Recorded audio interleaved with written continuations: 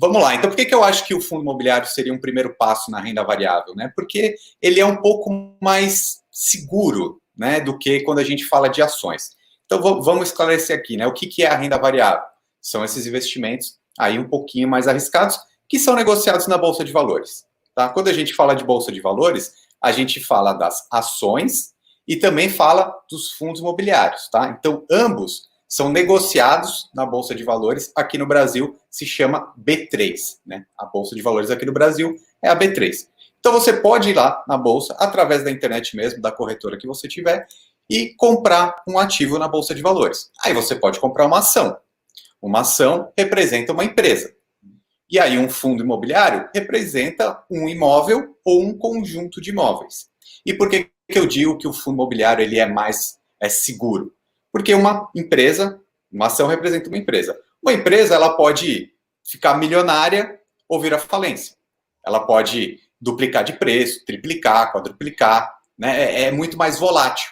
Agora, um imóvel, ele vai se valorizar ao longo do tempo. Ele pode desvalorizar ao longo do tempo, mas nunca é numa proporção tão grande, né? Um imóvel, ele não vai falir, né? Uma empresa, ela pode falir. Então, quando a gente pensa na Bolsa de Valores, os fundos imobiliários são muito mais seguros. Tá? Eles não são tão previsíveis quanto uma renda fixa, porque é negociado todo dia na Bolsa.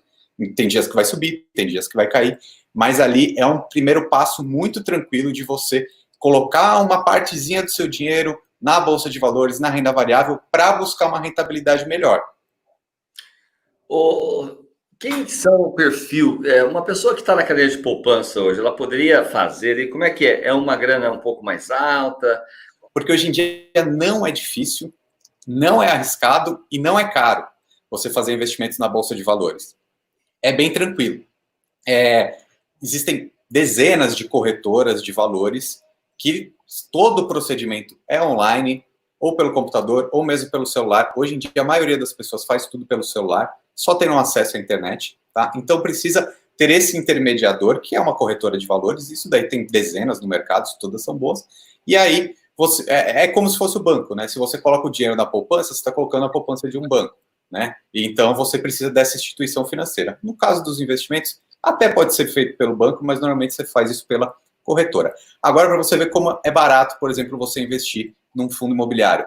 Existem fundos imobiliários que você consegue comprar por cotas, né? Então, todos você compra por cotas. Mas você pode comprar uma cota de um fundo imobiliário, às vezes por R$10, às vezes por R$100, às vezes por 80. Então, assim, você consegue... É possível? Esses valores é possível? Como é que ela... Mas por que isso não chegou para a ponta, Ricardo? As pessoas ganhando aí, poderiam ganhar. Quanto rendeu o último ano, pelo menos, só para ter uma ideia? Porque às vezes as pessoas também falam assim, tá, tudo bem, a Selic agora está 2,25, mas se você pegar aí de março para trás, olhando para os últimos anos, quanto rendeu o fundo imobiliário? A grande média dos fundos imobiliários tem um índice que se chama IFIX. Esse IFIX, ele pega assim, os 120 fundos principais do Brasil e faz uma média. Esse daí rendeu mais ou menos cerca de 32% no ano passado, em 2019, que foi um ano excepcional, né? Não quer dizer que vai ser todo ano assim. Tanto que 2020 está caindo aí na casa de uns 13%, se eu não me engano. É a renda variável, né? Porque a gente teve todo esse caos da pandemia que fez os mercados balançarem esse ano. Se nós temos um risco, né, dessa remuneração não chegar a patamares como até está previsto, talvez, para esse ano. Em virtude até dos imóveis, e de modo geral, nós tivemos muitos problemas hoje, e as desocupações dos imóveis, das grandes corporações de imóveis, pensar no shopping, você pensar na rede de hotelaria, você pensar em grandes conglomerados de empresas que estão lá dentro da sua estrutura, e de repente foi todo mundo para home office. Como é que fica esse fundo imobiliário? Como é que ele vai se comportar diante desse cenário novo, Ricardo?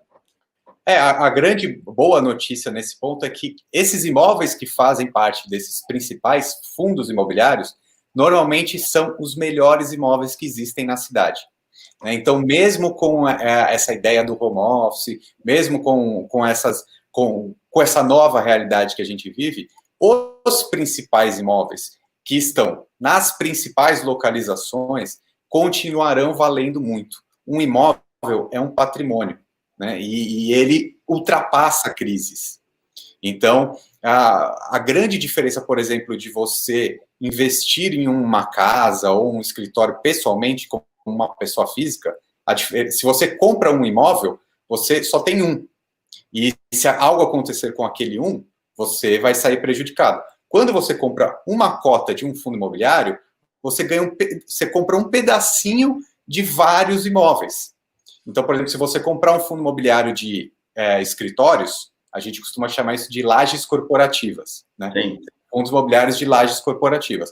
Você vai comprar essa cota desse fundo imobiliário, esse pedacinho, dos principais prédios que existem na Brigadeiro Faria Lima, no Leblon, no Rio de Janeiro. Então, você compra um pedacinho dos melhores imóveis da cidade. Então, você tem uma diversificação bem interessante. Ó, a Milene fala assim aqui, pergunta para você, Ricardo, o fundo imobiliário aqui, tijolo ou papel? É exatamente isso que eu estou falando. Quando você compra uma laje corporativa, você está comprando o quê? Um tijolo, um imóvel físico. E até por isso que os fundos imobiliários também são uma das principais características para você ir na renda variável. É fácil de entender. É um imóvel. É a mesma coisa que você comprasse um imóvel e vivesse do aluguel dele. Você alugasse para um inquilino e caísse um dinheirinho na sua conta todo mês. Você, cotista, é dono do fundo. Logo, esse imóvel aqui, ele é alugado para o inquilino que paga um aluguel mensal e esse fundo imobiliário distribui proporcionalmente esse aluguel para os cotistas. Então, todos os meses cai um valor na sua conta, que é proveniente do aluguel. Ô, Ricardo, mas agora o pessoal resolveu reduzir 50% dos aluguéis, e agora? O que seria um risco de um fundo imobiliário, por exemplo? Ficar sem um inquilino, porque aí não entra o aluguel mensal. Esse aí é um grande problema. Ou ter uma diminuição no valor desse aluguel. E aí a gente entra em dois pontos importantes. Primeiro, é a excelência desse imóvel, desse patrimônio. Então, sempre tem empresas querendo alugar, tá? Então, a maioria consegue se manter, mas algumas caíram, sim, faz parte do jogo. E o segundo ponto é que existem fundos imobiliários de setores diferentes. Por exemplo, os shopping centers estão sofrendo muito. Então, com certeza, eles vão render menos.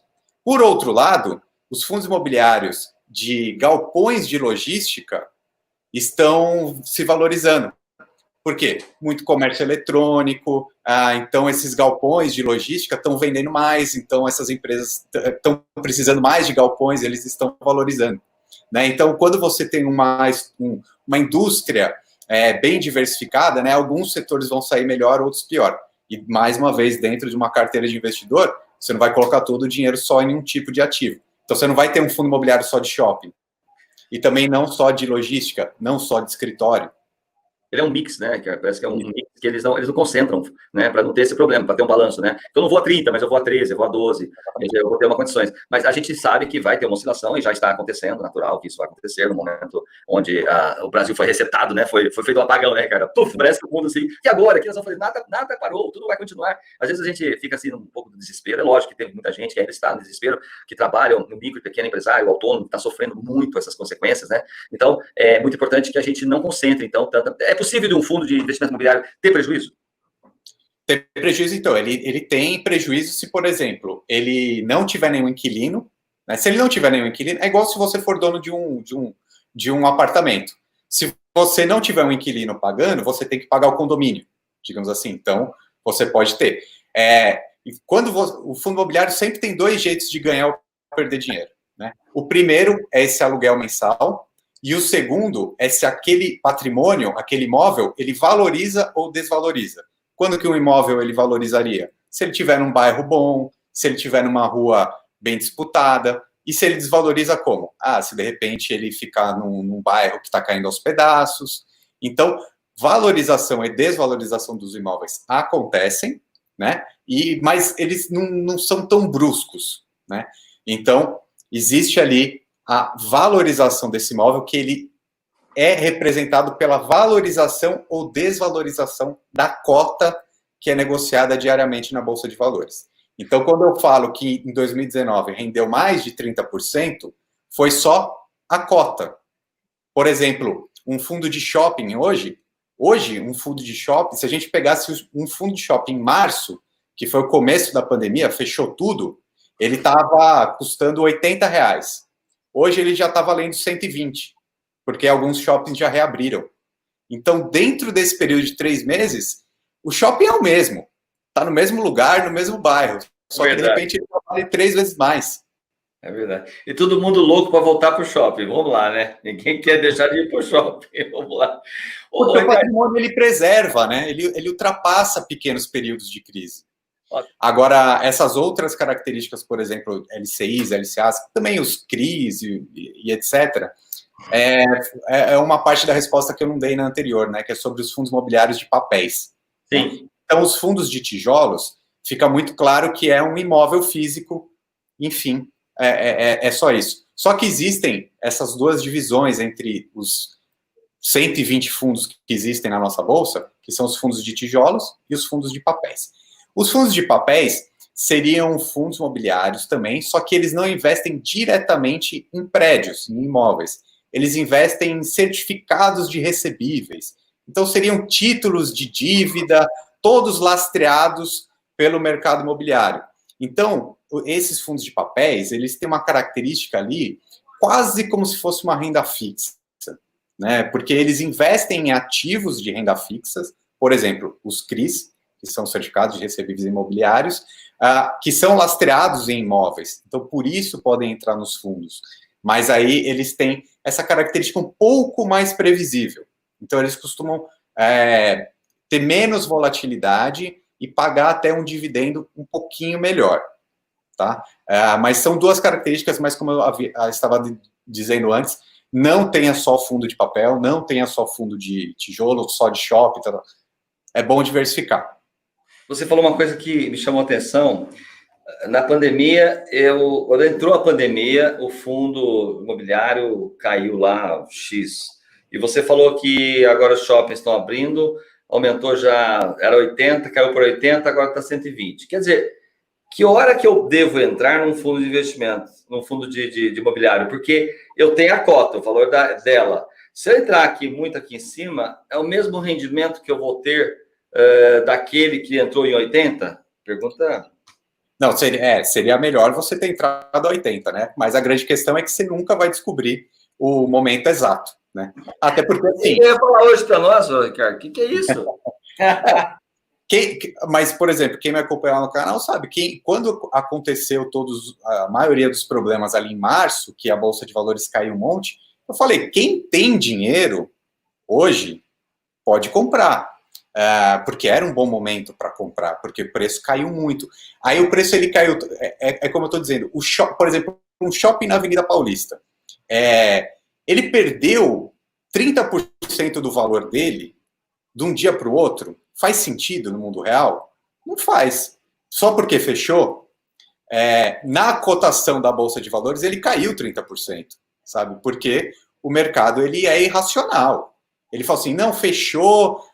o mundo vai acabar, vai falir todo mundo e perdeu 30% de repente.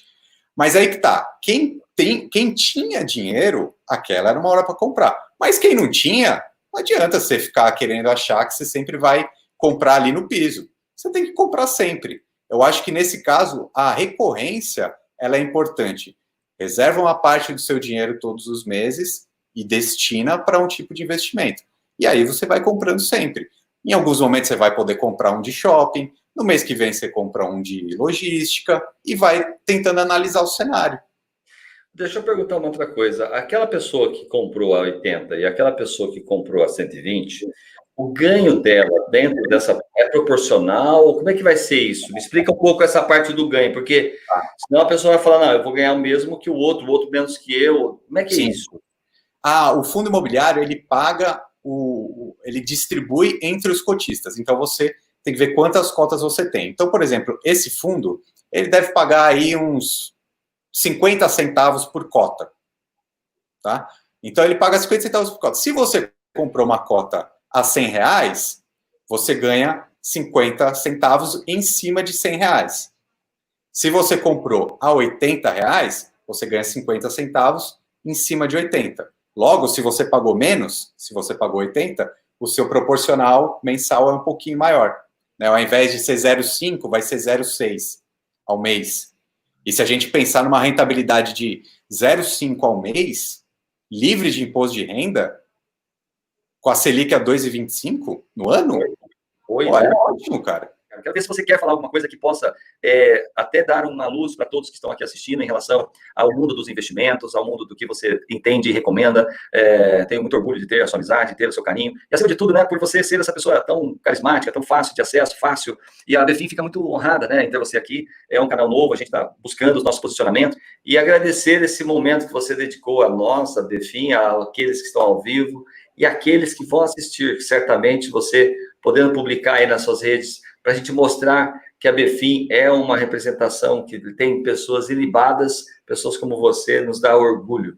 Então, fica aqui o meu abraço, eu vou passar a palavra para você encerrar esse nosso bate-papo e já convidar o pessoal para as 20 horas, que nós estaremos também mais aí evoluindo nesse caminho de fazer a diferença na vida das pessoas. Tenho certeza que você é uma dessas pessoas. Bom, muito obrigado, Reinaldo. Fico muito feliz, agradecido por suas palavras. E eu acho que, como você sempre diz, é uma missão muito relevante. A gente precisa levar a educação financeira como um todo, né? Eu foco um pouquinho mais nessa parte dos investimentos, mas tem muita coisa em comum. E eu acho que a lição que eu deixaria aqui, a mensagem, é que a gente precisa pensar sempre nessa organização financeira, desde quanto você gasta, quanto você ganha, o quanto você investe. Toda essa organização tem que ser um hábito. É o que eu sempre costumo dizer. Às vezes, mais importante do que uma altíssima rentabilidade em determinado investimento é você ter o hábito de poupar e investir todos os meses. É isso que faz o seu patrimônio crescer, é isso que faz com que você realize mais sonhos e objetivos, né? A partir do momento que você salva uma parte do seu dinheiro todos os meses, quer dizer, primeiro você tem que receber, né? Você tem que gerar uma receita. Você gerou uma receita, guardou uma parte desse dinheiro, você destina, isso daí no dia que cai na sua conta, você já manda para algum tipo de investimento, para reservar isso daí, e a partir desse ponto, aqui é só você diversificar seus investimentos. Uma parte na renda fixa, uma parte na renda variável, tudo bem, precisa ter um pouquinho de conhecimento para saber o que é um fundo imobiliário, o que é uma... Mas não tem problema. Isso a internet mesmo já tem um monte de conhecimento para você adquirir. Mas também você não vai conseguir nada do dia para a noite, né? É aos pouquinhos. Então, a mensagem que eu quero deixar aqui é essa. Buscar esse conhecimento, mas traçar isso como um hábito mensal. Um objetivo de vida. Poupar e investir melhor. Encontro. Vamos, assim que acabar a quarentena, vamos tomar aquele café aí, pelo amor de Deus. Tá bom? Combinado. Obrigado, gente. Um abraço a todos. Valeu, querido. Tchau.